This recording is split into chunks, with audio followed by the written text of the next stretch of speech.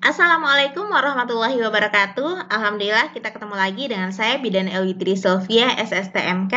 Nah, pada video kali ini kita akan membahas soal prediksi UKOM Bidan dan juga soal P3K Bidan tahun 2025 terkait dengan bayi dan balita. Buat teman-teman yang belum subscribe channel ini, boleh silahkan di-subscribe agar teman-teman tidak ketinggalan video-video terbaru dari channel ini sehingga teman-teman update terus terkait dengan soal-soal UKOM Bidan dan juga P3K Bidan. Oke teman-teman, sebelum kita lanjut ke soal, saya ingin mengingatkan kepada teman-teman yang sedang mempersiapkan UKOM untuk bulan Maret dan juga tahun 2025 ini ya, biasanya ada 3 periode UKOM. Nah, silakan teman-teman yang mau belajar lebih maksimal lagi untuk bisa mengikuti TO1 UKOM Bidan periode Maret 2025. Ya, nah, di sini sudah ada 90 soal prediksi UKOM Bidan, yang mana TO ini tentu dilengkapi dengan pembahasan yang sangat komprehensif ya teman-teman ya. Nah, pendaftaran itu bisa dilakukan di bit.ly pendaftaran TO strip kelas bimbel strip ES ya teman-teman ya, atau teman-teman bisa scan barcode yang ada di sini ya teman-teman ya. Nah, silakan di screenshot layar ya, silakan di pause videonya dan di screenshot sehingga nanti teman-teman tidak sulit dalam melakukan pendaftaran TO. Oke teman-teman, kita lanjut ke soal nomor 1. Oke, sebelumnya ini adalah step by step pendaftarannya ya teman-teman ya. Jadi setelah teman-teman scan barcode yang ada di sini atau melalui link bit.ly pendaftaran TO strip kelas bimbel strip ES ya teman-teman ya. Nah, teman-teman akan diarahkan ke halaman ini. Nah, teman-teman silakan isi nama, nomor WhatsApp, kemudian pilih paket TO yang diinginkan. Kita sudah tersedia beberapa paket TO ya teman-teman ya. Ada TO1 P3K, TO2 P3K, TO3 P3K, TO khusus soal etik legal ya, yang mana TO ini bisa untuk teman-teman pejuang UKOM Bidan dan juga teman-teman pejuang P3K Bidan. Nah, kemudian bisa pilih TO paket bundlingnya juga, dan juga ini ada TO prediksi UKOM profesi bidan ya teman-teman ya. Nah, teman-teman yang sedang mempersiapkan diri untuk UKOM Maret ini wajib banget ya teman-teman ya untuk mendaftar TO UKOM Bidan ya teman-teman ya. Nah, kemudian teman-teman silahkan isi emailnya ya teman-teman ya. Nah, kemudian di sini kemudian silahkan upload bukti pembayaran. Kemudian setelah itu add filenya ya, add file dari bukti pembayaran. Setelah itu jangan lupa klik submit ya teman-teman ya. Nah, setelah itu setelah klik submit, teman-teman akan diarahkan ke halaman ini. Nah, pada halaman ini teman-teman akan diminta untuk melakukan konfirmasi ke 082288354642 ya teman-teman ya, ke WhatsApp. Nah, atau teman-teman agar nggak ribet untuk save nomornya atau tekan nomornya, teman-teman bisa langsung klik link yang ada di halaman ini. Oke teman-teman, silahkan dikonfirmasi untuk pembelian TO-nya agar admin bisa memberikan akses TO kepada teman-teman. Oke teman-teman, kita lanjut ke soal nomor 1. Seorang bayi berusia 10 bulan datang ke posyandu. Hasil penimbangan BB 9,5 kg. Bidan akan memberikan konseling gizi. Pertanyaannya, bagaimanakah konseling yang diberikan? A. 2-3 sendok makan penuh makanan lumat 2-3 kali sehari. B. Setengah mangkuk makanan lembek 3-4 kali sehari. C. Sepertiga porsi makan dewasa 3 kali sehari. D. Setengah porsi makan dewasa 3 kali sehari. Dan E. Sepertiga porsi makan dewasa 3 kali sehari. Oke teman-teman, silahkan teman-teman untuk soal nomor 1 kira-kira jawabannya apa? Silahkan di pause videonya. Nah, dianalisa jawaban nomor 1 kira-kira apa? Kalau sudah ketemu jawabannya, boleh tulis di kolom komentar ya teman-teman ya, untuk melatih kepercayaan diri teman-teman dalam menjawab soal. Oke, kalau sudah kita akan bahas. Oke teman-teman, kita akan bahas. Seperti biasa, kita lihat terlebih dahulu pertanyaannya ya teman-teman ya. Di sini ditanyakan adalah bagaimana konseling yang diberikan. Nah, di sini opsi jawabannya ternyata terkait dengan MPASI. Bagaimana sih konseling terkait dengan MPASI-nya ya teman-teman ya. Nah, kalau ditanya terkait dengan MPASI, maka yang perlu kita ketahui, kata kunci yang harus kita ketahui itu adalah terkait dengan umur ya teman-teman ya. Umur bayinya itu adalah 10 bulan. Nah, jadi kata kuncinya adalah bayinya berumur 10 bulan. Nah, kita akan bahas teman-teman. Nah, ini ada cara pemberian makan pada bayi dan balita ya teman-teman ya, terkait dengan MPASI-nya juga. Nah, di sini pada usia 0 sampai 6 bulan, itu bentuk makanan yang diberikan kepada bayi itu adalah ASI eksklusif ya teman-teman ya, dan jumlahnya itu adalah on demand sesuai dengan keinginan bayi. Nah, pada bayi umur 6 sampai 9 bulan, itu bayi sudah diberikan MPASI, makanan pendamping ASI, yang mana bentuk makanannya ASI tetap diberikan, kemudian diberikan makanan utamanya itu berupa makanan lumat ya teman-teman ya, yaitu bubur atau makanan keluarga yang sudah disaring, diblender atau dilumatkan. Artinya ini adalah makanan lumat. Jadi pada usia 6 sampai 9 bulan makanannya adalah makanan lumat.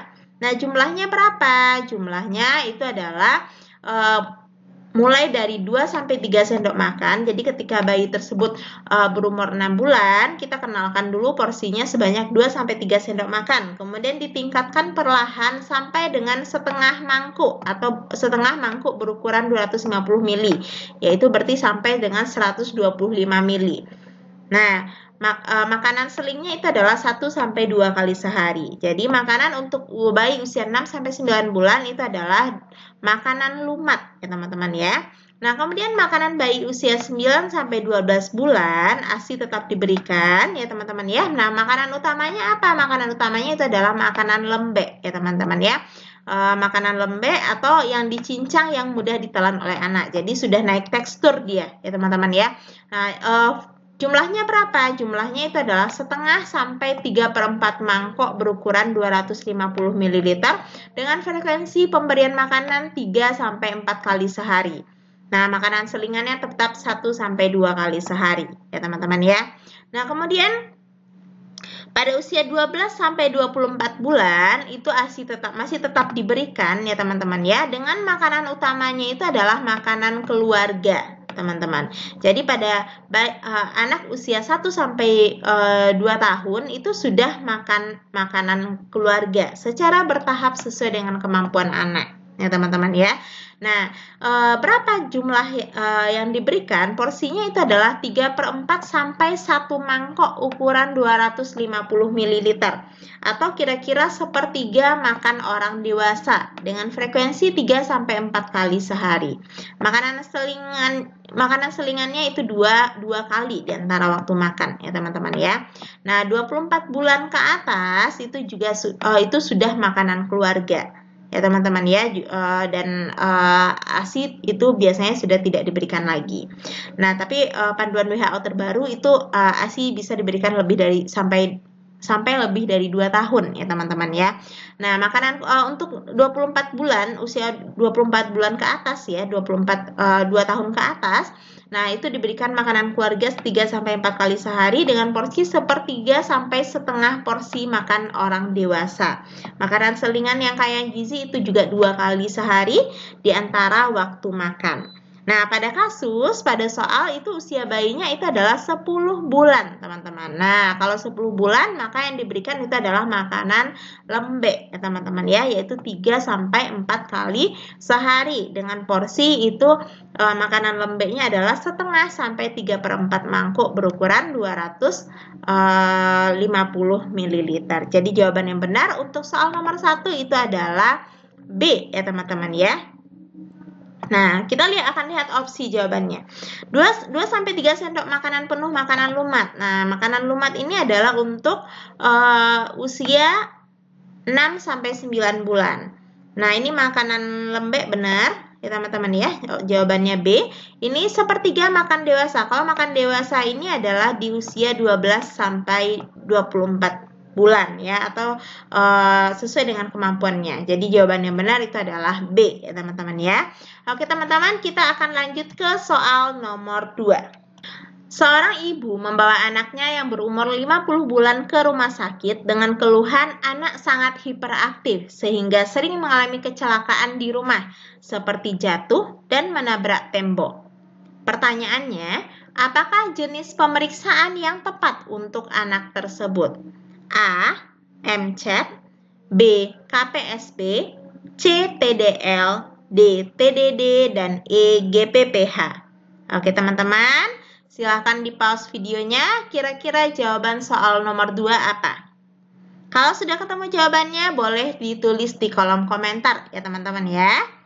Oke, kalau sudah kita akan bahas. Pertanyaannya adalah, apakah jenis pemeriksaan yang tepat untuk anak tersebut? Kata kuncinya apa? Kata kuncinya usia anak 50 bulan, dia sangat hiperaktif sehingga sering mengalami kecelakaan di rumah seperti jatuh dan menabrak tembok. Ya teman-teman ya. Nah, kita akan bahas teman-teman.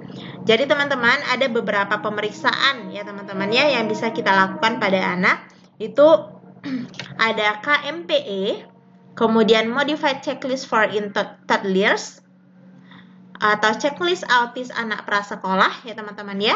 Kemudian ada GPPH atau gangguan pemusatan perhatian dan hiperaktivitas teman-teman ya. Nah, kita akan bahas satu persatu ya teman-teman ya.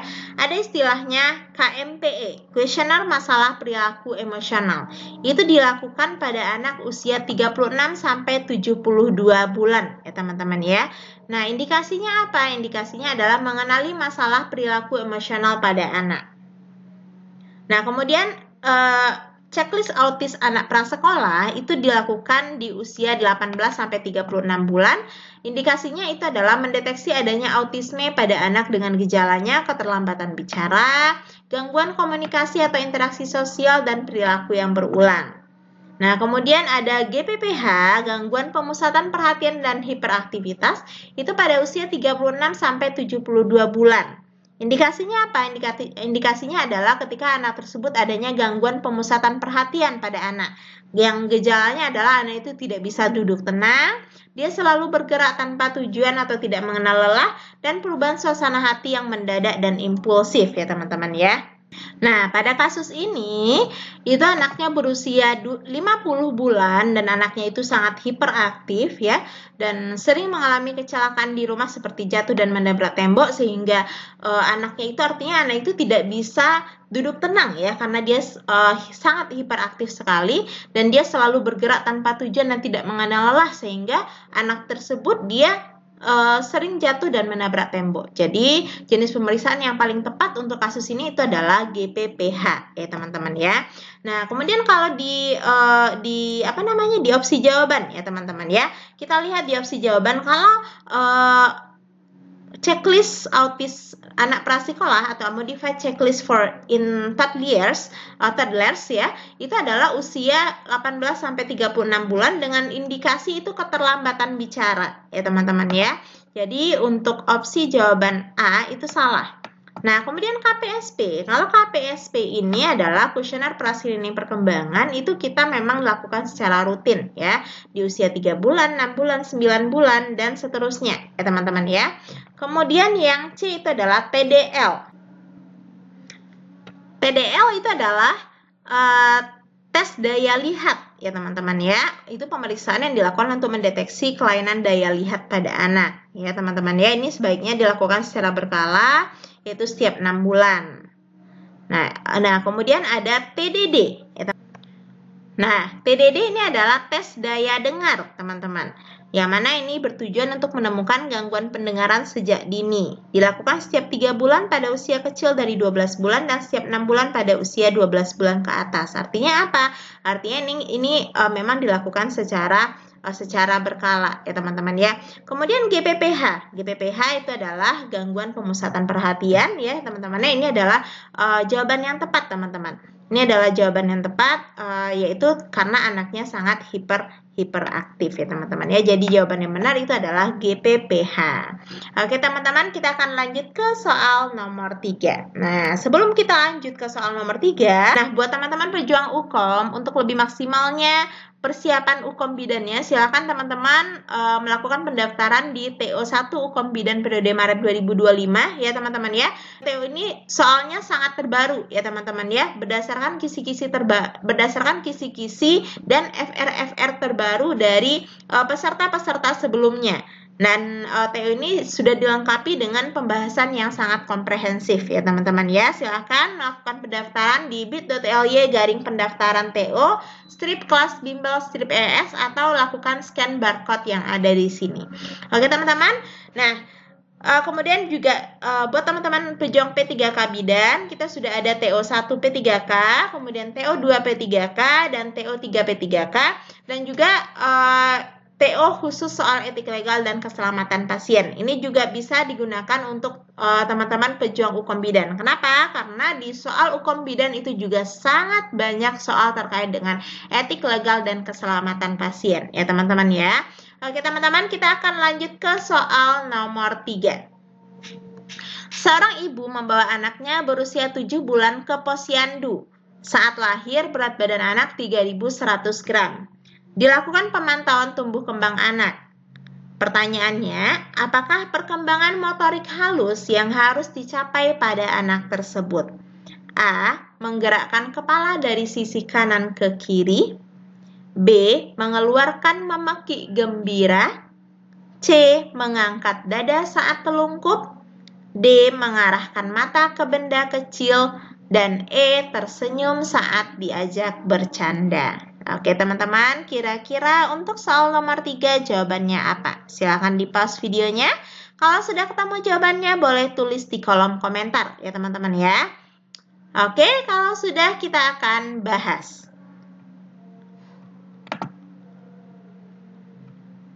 Apakah perkembangan motorik halus yang harus dicapai pada anak tersebut? Nah, berarti ini dia melakukan KPSP dengan menggunakan KPSP ya teman-teman ya. Melakukan pemantauan pertumbuhan perkembangan anak itu dengan melakukan pemantauan tumbuh kembang anak itu dengan KPSP. Nah, kata kuncinya apa? Kata kuncinya adalah usia anak 7 bulan ya teman-teman ya. Nah, teman-teman, kita akan ulas sedikit tentang KPSP ya teman-teman ya. KPSP itu adalah kuesioner pra-screening perkembangan ya teman-teman ya, yang mana kuesioner ini digunakan untuk menilai perkembangan anak mulai dari usia 0 sampai 72 bulan. Yang mana KPSP ya, penilaian dengan menggunakan KPSP ini kita lakukan setiap 3 bulan pada anak usia kecil dari 2 tahun ya, berarti 3 bulan, 6 bulan, 9 bulan, 12 bulan sampai seterusnya. Kecil dari 2 tahun itu setiap 3 bulan. Dan setiap 6 bulan pada usia anak 2 sampai 6 tahun.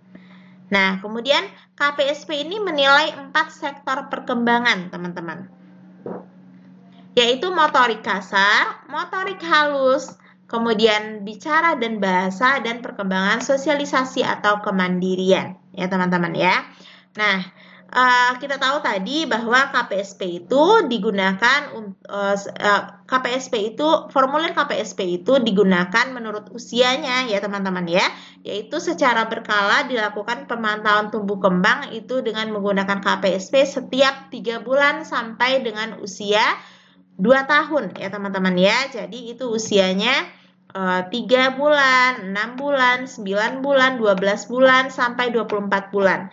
Kemudian dari usia 2 sampai 6 tahun itu menggunakan dilakukan pemantauan tumbuh kembang menggunakan KPSP setiap 6 bulan, yaitu pada usia 24 bulan, 30 bulan, 36 bulan, sampai dengan 72 bulan.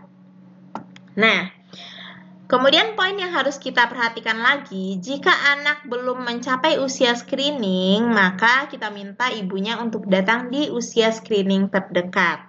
Nah, kemudian menentukan formulir KPSP ya. Nah, untuk menentukan formulir KPSP berdasarkan tanggal lahir dan tanggal pemeriksaan ya teman-teman ya. Bila usianya besar dari 16 hari itu dibulatkan 1 bulan ya teman-teman ya. Bayi prematur kecil dari 35 minggu dan usia di bawah 2 tahun itu pakai usia koreksi ya teman-teman ya. Setiap pertanyaan itu hanya ada satu jawaban ya teman-teman ya. Ya, bila pernah, kadang-kadang atau sering melakukan. Dan tidak itu jika bayinya tidak pernah melakukan sama sekali. Nah, kemudian menghitung jumlah ya pada formulir KPSP ya teman-teman ya. Nah, skor 9 sampai 10 itu kita interpretasinya itu adalah sesuai ya, sesuai dengan perkembangan, berarti perkembangan si anak. Skor 7 sampai 8 berarti perkembangannya itu meragukan. Skor kecil sama 6 itu perkembangannya menyimpang ya, atau terjadi penyimpangan. Nah, kalau seandainya interpretasi dari hasil KPSP-nya itu adalah sesuai, maka hal yang harus kita lakukan itu adalah memberikan pujian kepada ibu, kemudian kita edukasi ibu untuk memberikan pola asuh yang benar, tetap stimulasi bayi sesering mungkin, dan lakukan pemeriksaan KPSP selanjutnya. Kalau skornya itu jumlah ya-nya itu berkisar antara 7 sampai 8, artinya perkembangannya itu adalah meragukan ya teman-teman ya. Berarti kita perlu lakukan pemeriksaan ulang 2 minggu kemudian dengan pertanyaan yang sama. Nah, kalau seandainya dengan jawabannya tetap sama, maka itu kemungkinan ada penyimpangan ya teman-teman ya. Nah, jika jawaban iya-nya itu kecil sama 6, yaitu jawaban iya-nya itu berjumlah 6, 5, 4, 3, 2, dan 1 ya teman-teman ya, kemungkinan itu ada penyimpangan dan kita perlu lakukan rujukan. Jadi jelas ya teman-teman ya. Kalau skor KPSP-nya 9 sampai 10 berarti aman, 7 sampai 8 meragukan, kita harus lakukan pemeriksaan ulang 2 minggu kemudian.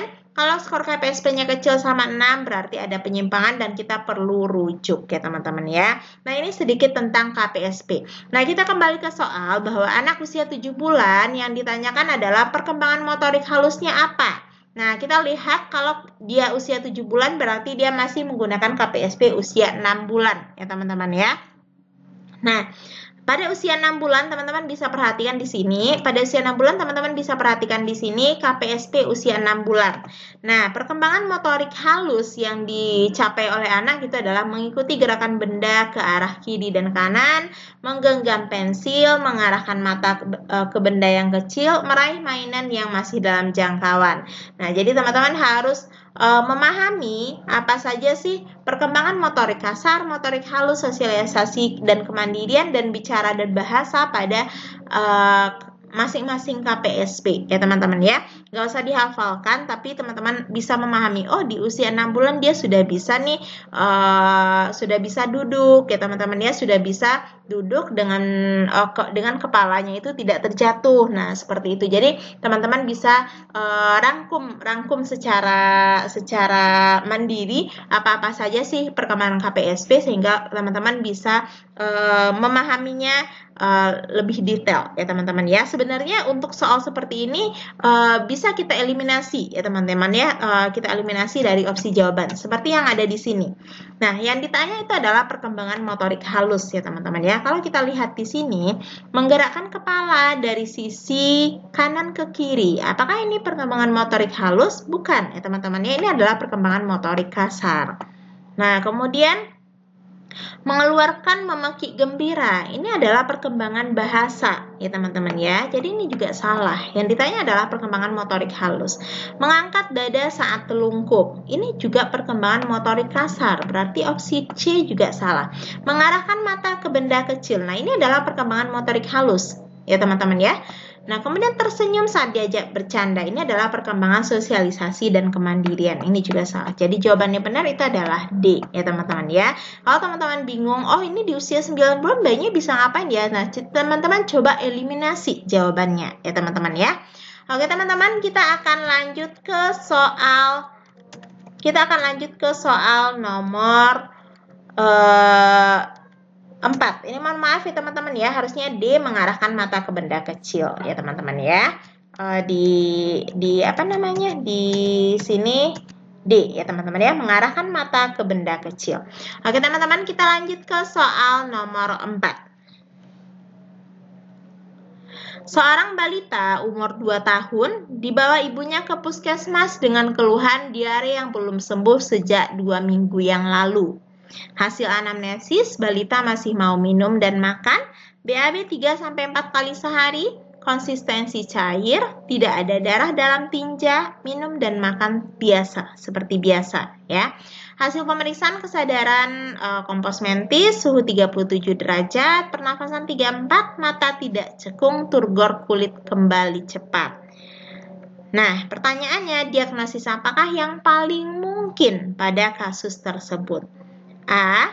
Disentri, B. Diare persisten, C. Diare tanpa dehidrasi, D. Diare dengan dehidrasi berat, E. Diare dengan dehidrasi sedang. Oke teman-teman, kira-kira untuk soal nomor 4 jawabannya apa? Oke, silahkan di pause, dianalisa. Kalau sudah silahkan tulis di kolom komentar ya teman-teman ya. Kalau sudah kita akan bahas.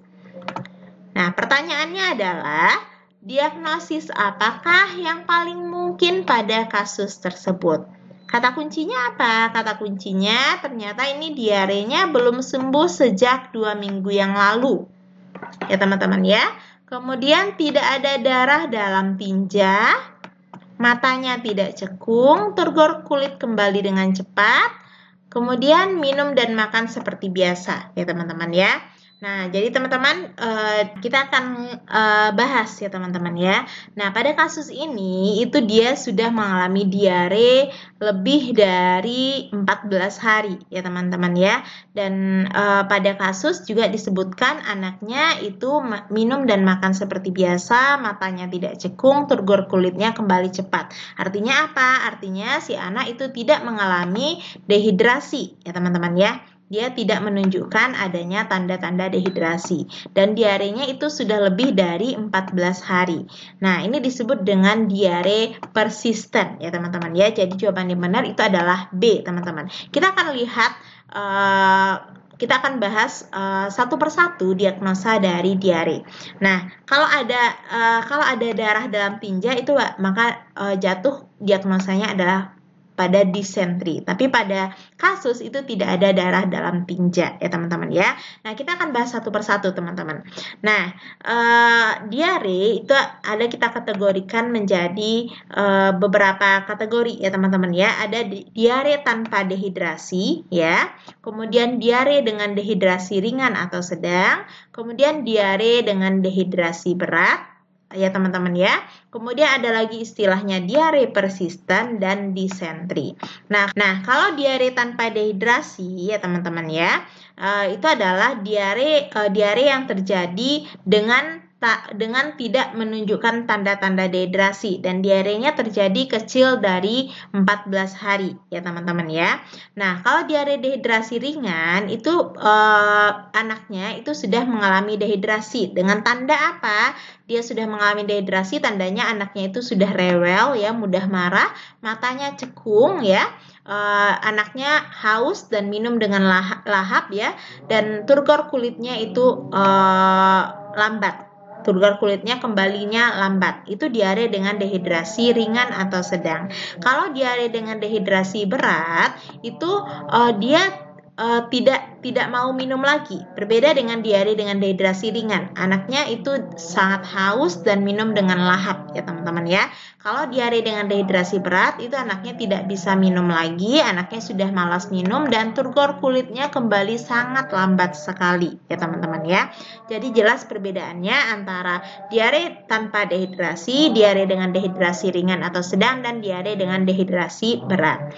Nah, kalau diarenya itu lebih dari 14 hari teman-teman, maka yang kita pikirkan kemungkinan diagnosanya itu adalah diare persisten teman-teman. Nah, ada diare persisten itu ada dengan dehidrasi dan ada tanpa dehidrasi ya teman-teman ya. Nah, pada kasus kita itu diare persistennya tanpa dehidrasi. Nah, itu disebut dengan diare persisten. Kalau diare persistennya dengan dehidrasi itu disebut dengan diare persisten berat. Nah, pada kasus kita itu anaknya masih makan dan minum seperti biasa, turgor kulitnya masih baik, matanya tidak cekung, berarti dia diare persisten tanpa dehidrasi ya teman-teman ya. Nah, Kemudian kalau ada darah dalam tinja, maka itu disebut dengan disentri ya teman-teman ya. Diagnosanya adalah disentri. Oke teman-teman, jadi sangat jelas perbedaannya antara diare tanpa dehidrasi, diare dengan dehidrasi ringan atau sedang, diare dehidrasi berat, diare persisten, diare persisten berat, dan disentri ya teman-teman ya. Jadi jawaban yang benar untuk soal nomor 4 itu adalah diare persisten karena dia sudah terjadi diare lebih dari 14 hari dan pada kasus dikatakan dia tidak menunjukkan tanda-tanda dehidrasi. Mana buktinya dia tidak ada tanda-tanda dehidrasi? Balitanya itu masih mau makan dan minum, turgor kulitnya itu kembalinya cepat dan matanya tidak cekung ya teman-teman ya. Jadi kemungkinan diagnosa yang tepat itu adalah diare persisten ya teman-teman ya.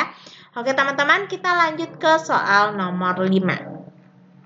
Seorang bayi umur 2 tahun dibawa ibunya ke puskesmas dengan keluhan batuk sejak 1 bulan. Hasil anamnesis, batuk tidak disertai pilek, tidak ada demam, batuk berdahak, riwayat imunisasi dasar lengkap, makan 3 kali sehari porsi sedang. Hasil pemeriksaan, berat badan 10 kg, panjang badan 84 cm, suhu 37 derajat Celcius, pernafasan 34 kali per menit. Pertanyaannya, rencana asuhan apakah yang paling tepat pada kasus tersebut? A. Kolaborasi untuk pemberian antibiotik. B. Rujuk untuk pemeriksaan lanjutan. C. Pemberian jeruk nipis dan kecap. D. Pemberian obat batuk yang aman. Dan E. Pemberian pelega tenggorokan. Oke teman-teman, kira-kira untuk soal nomor 5 jawabannya apa? Boleh silahkan di pause videonya biar teman-teman bisa lebih fokus. Kalau sudah ketemu jawabannya, boleh tulis di kolom komentar ya teman-teman ya. Nah, untuk soal nomor 5 jawabannya akan saya sematkan di kolom komentar. Silahkan ditunggu ya teman-teman ya.